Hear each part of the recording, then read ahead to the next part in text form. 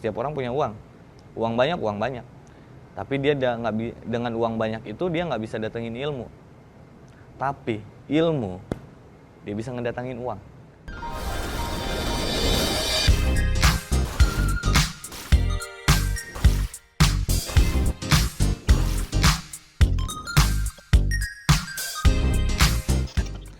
Halo, selamat sore. Nama saya Amif Miftah Dwi Tiyatna. Kebanyakan orang itu manggil saya Miftah. Saya Head Mixologist of The Swiss Hotel Jakarta Peak Avenue, tepatnya di Letter Press Bar.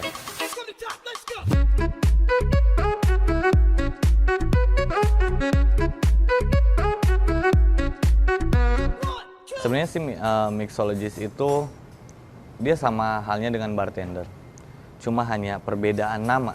Mixologist dia nggak bakalan terlepas dari yang namanya beverage ya, which is semua minuman, mau kopi, alkohol, ataupun non-alkohol.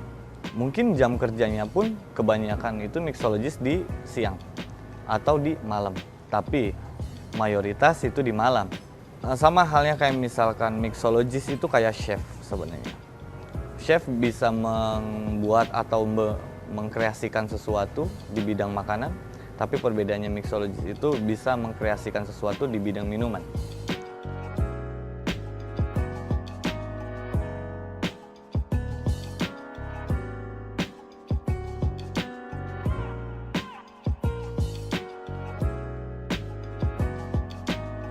Dan mungkin mixologist itu kita bisa disebut dia yang meracik minuman awal, kemudian create the menu. Nah, kalau misalkan bedanya dengan bartender itu udah disiapkan menu dengan sedemikian rupa uniknya, dengan sedemikian rupa ingredientnya. Dan mixologist tugas awalnya itu dia menciptakan sesuatu, kira-kira apa sih yang belum ada, mengkreasikan apa sesuatu yang beda dari tempat-tempat lain, apalagi F&B di Indonesia ini sekarang makin marak. Dia mau mengkreasikan, misalkan sekarang kita modenya bikin mode Chinese culture, atau misalkan modenya mode bikin Spanish culture. Kayak misalkan Januari itu lebih dikenal dengan mode Spanish. Kalau misalkan Februari dia dikenal dengan modenya Chinese. Jadi otomatis herbs atau ingredient yang dipakai itu pasti berbau-bau mode tersebut. Dan untuk jam kerja pun, apalagi di dunia F&B, kita nggak kenal yang namanya weekend atau weekday. Semua hari kerja. Di mana hari sepi, ya itulah mixologist libur. Untuk customer yang datang, tepatnya di Letter Press ya, kita ngomonginnya Letter Press. Contoh kecil, yang datang itu banyak banget. Bahkan ada koktel entusias, kemudian ada juga pemula, ada juga yang dia hanya kepo, kemudian ada juga orang-orang yang datang untuk bisnis. Banyak banget, dan tantangannya pun bakalan banyak juga. Kita menghadapi tamu yang satu kayak gini, kedua kayak gini.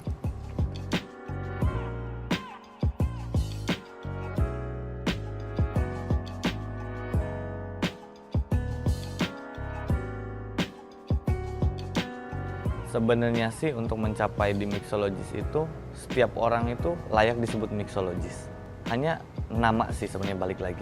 Tukang cendol pun bisa disebut mixologist karena dia pandai meracik sesuatu. Untuk pencapaian mixologist di dalam suatu perusahaan sendiri pun sebenarnya itu pencapaian kayak misalkan untuk jabatan ya, balik lagi. Karena sebelum jadi mixologist itu kita harus melewati tahap-tahap seperti barback atau misalnya asisten bartender, dia yang cuma cuci gelas. Kemudian setelah itu dia barulah bisa jadi bartender. Karena tahap-tahap di pencuci gelas itu atau barback, dia bakalan banyak menemui hal baru. Kayak misalnya dia nggak tahu gelas, dia tahu jenis-jenis gelas. Dia nggak tahu misalkan beverages of non-alcohol, dia bakalan tahu. Kemudian barulah jadi bartender. Banyak jalur nih di bartender itu. Kita mau kemana sih sebenarnya? Kita mau jadi naga kah atau kita jadi cacing kah? Contohnya kayak misalnya jadi naga, kita bakalan well deserved jadi mixologist. Tapi kalau misalkan enggak ya stuck as a bartender sampai tua pun jadi bartender. Setelah bartender itu ya sebenarnya banyak tahap-tahap yang harus dilewati sebelum jadi mixologist. Karena pengalaman yang akan datang di bartender itu banyak. Kayak misalkan dia harus kompetisi, dia harus benar-benar menjajaki. Misalkan di bar lain itu punya bartender sehebat apa, adalah ajang kompetisi. Kita ketemu sama orang as a tamu, kemudian kita ketemu sama juri yang expert di bidangnya. Itu pasti benar-benar keasah semua. Nah, di bidang bartender sendiri pun, untuk pengen jadi mixologist lumayan jauh tahapnya. Selain kompetisi, ada juga dia harus pindah kerja dari bar ke bar supaya dapetin pengalaman. Pengalaman baru, misalkan di tempat perusahaan ini dia bisa kreasi ini. Di perusahaan ini dia bakalan dapat kreasi beda lagi. Dari sana otomatis dia belajar sesuatu dengan sendirinya. Oke, perjalanan gua as a mixologist itu sebenarnya lumayan panjang dan mungkin rumit, nggak nyambung, dan ya bisa dibilang laki lah. Beruntung juga gue bisa di bidang kehidupan mixologi sekarang. Gue jujur pas sekolah dulu STM itu gue mesin, tukang tawuran malah. Mesin, dan sekarang gue di bidang bisa dibilang tata boga kayak gitu kan. Dulu gue bener tukang mabuk, tukang tawuran, kemudian ya tukang cabut sekolah, nggak pernah sekolah. Nah, dari STM itu gue berpikir, kedepannya itu gue mau jadi apa sih, kayak gitu. Nah, alhasil gue ngelihat abang kandung gue sendiri dulu, dia kerja kebetulan di kapal. Setiap pulang dari kapal itu, dia bawa dengan minuman luar yang unik-unik botolnya.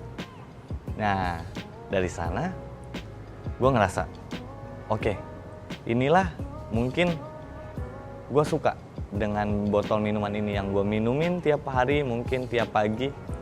Hobi gue baru tuh muncul dari ngelihat minuman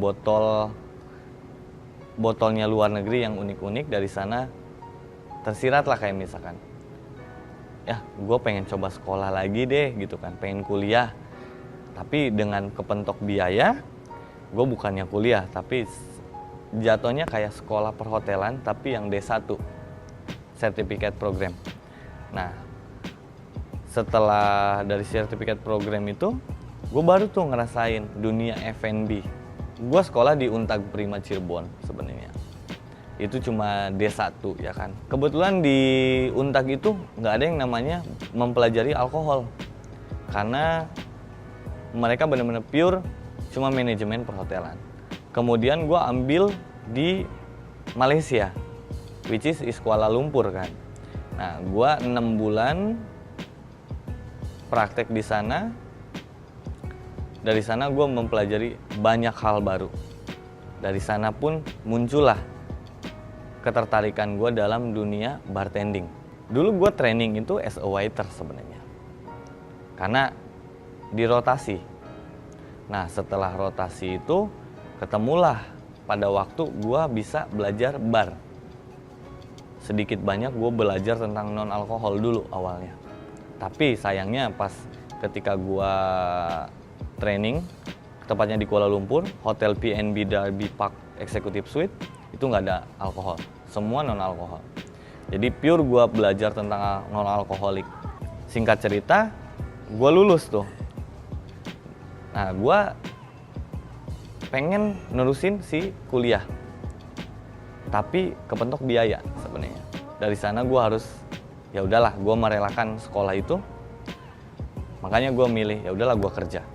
Dan gue kerja pun dulu bener-bener di restoran biasa, bukan langsung hotel, yang cuma digaji mungkin 600.000 per bulan. Itu pada tahun 2012.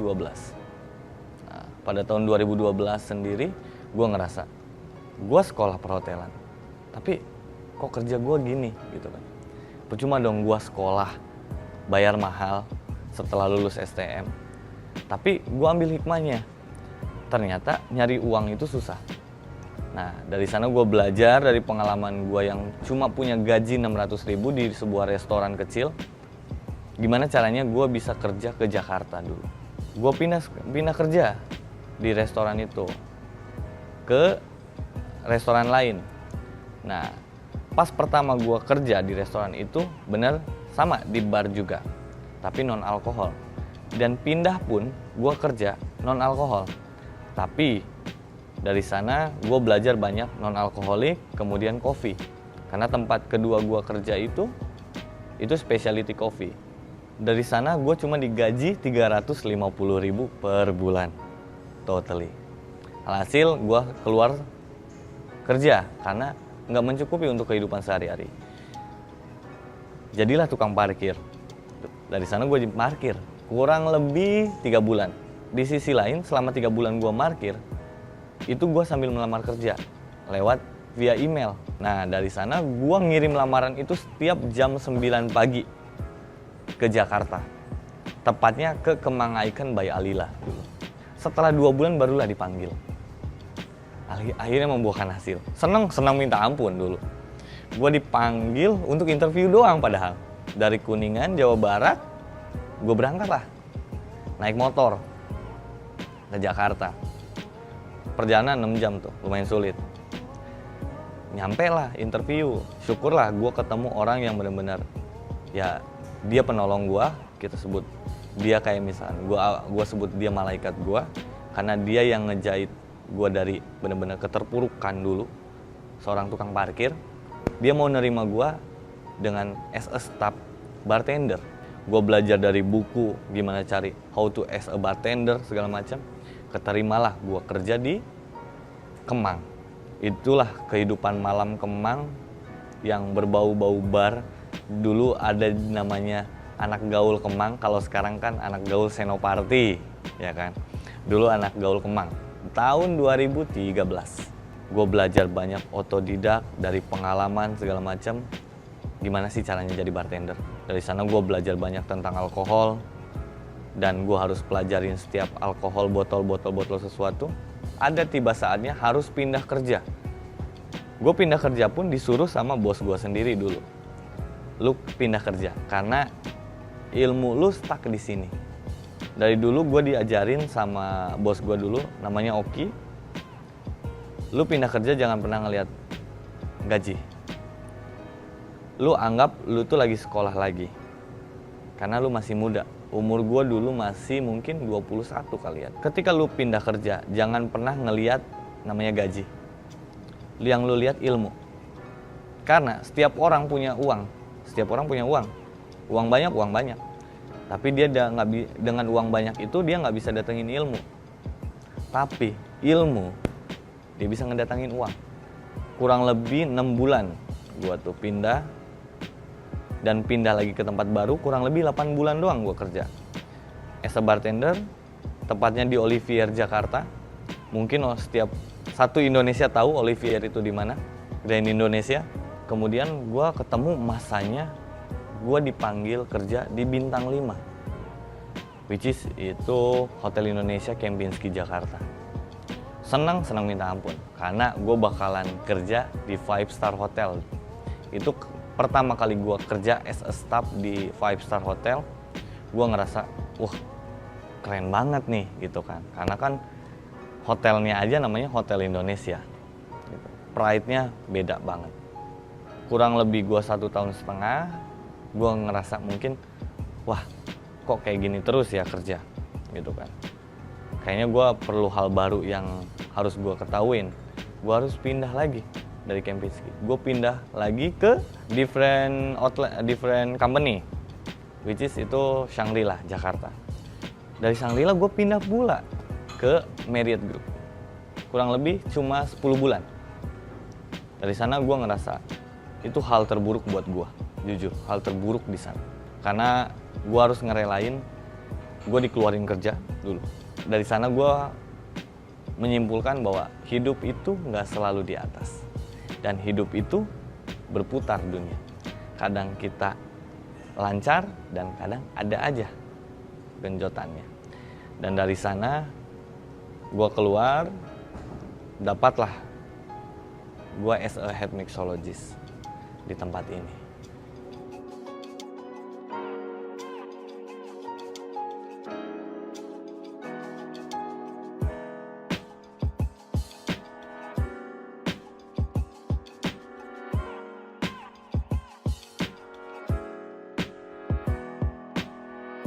Letterpress itu apa?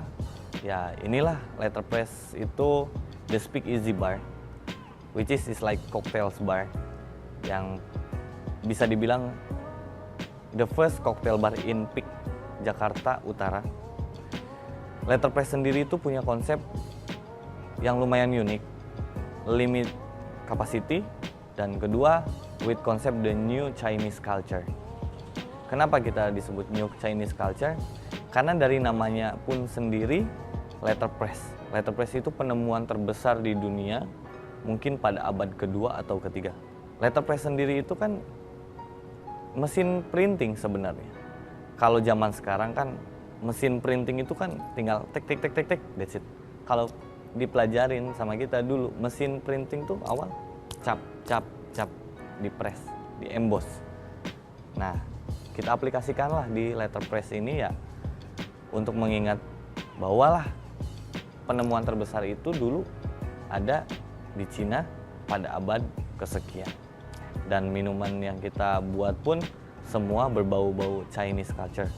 Contohnya, homemade yang kita buat pun berbau-bau Chinese tea. Kayak gitu.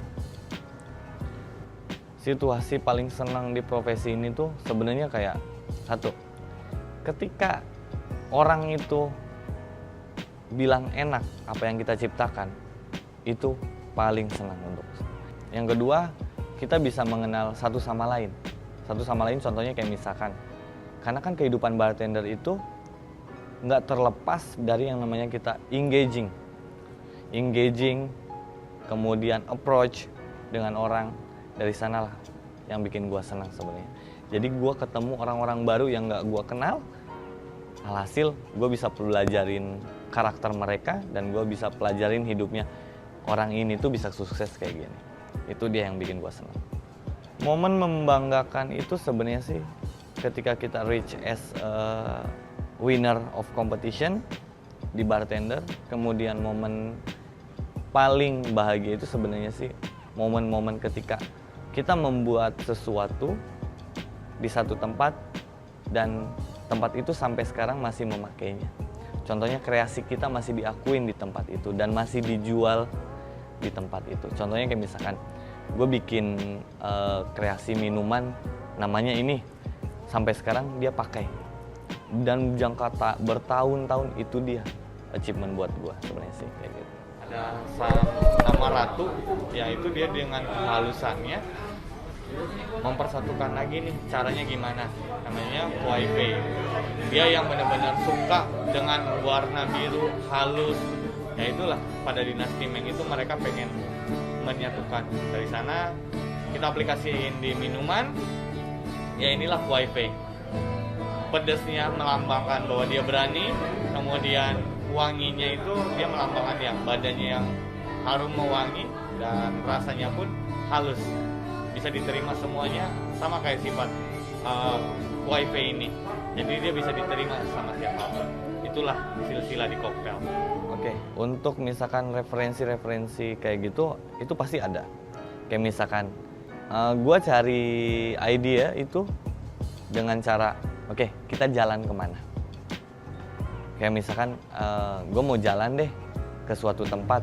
Dari sanalah biasanya kreativitas kita teruji. Karena kita bisa melihat sesuatu hal baru. Kayak misalkan gue mau jalan ke Bogor. Di sana ada jalan namanya Surya Kencana. Surya Kencana itu apa sih? Padahal kan di sisi lain itu ada historical tertentu. Dan adalah yang namanya bir kocok dulu. Nah, dari sana itu penting kalau menurut gue. Kemudian gue sering juga kayak misalkan bar to bar, kunjungin temen, bartender di mana, atau di mana di Jakarta. Kayak misalkan, wih, mereka bisa bikin ini loh. Kenapa gue nggak bisa? Gue bikin hal lain lah dari sana. Itu yang bikin jadi sering acuannya. Tugasnya mixologist itu sebenarnya sih harus tahu ketika dia bikin minuman, dia harus tahu benar-benar apa sih karakter minumannya itu. Dia untuk mouthwash kah? Dia untuk pairing sama makanan kah? Atau dia buat dijadiin aperitif kah? Nah, kita bikin pedas kayak gini tuh karena orang itu setelah minum yang manis-manis, yang asam-asam, dia ekspektasinya pengen mouthwash atau membersihkan mulut ketika dia makan yang oily atau apa. Itulah tugas mixologis. Dia yang harus tahu benar-benar karakter makanan, karakter minuman, semuanya itu harus. Sebenarnya sih suka dukanya itu ketika orang lain tidur, kita lagi beraktivitas.